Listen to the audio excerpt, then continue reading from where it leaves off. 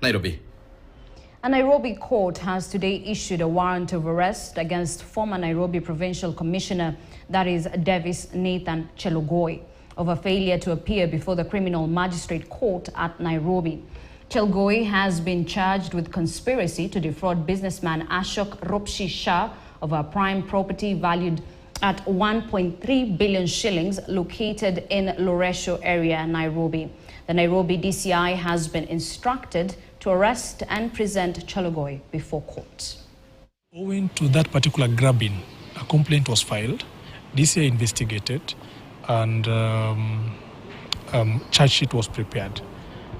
The reason or the gist of what has happened today is that Chelogoi, who was supposed to appear in court to take plea, he did not appear in court to take his plea, and a warrant of arrest was subsequently issued. As we speak, that particular prime property that belongs to Mr. Ashok is under the control of goons, of about 16 to 20 of them.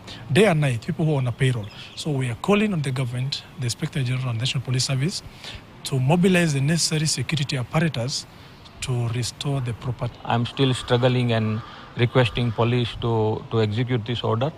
And we again extended this order, and we want this order to be executed, and government agencies should work. Government to just the agencies to obey the court order, because court is the final and ultimate, and I want, according to my right, I must get the possession of my property. Outer Parks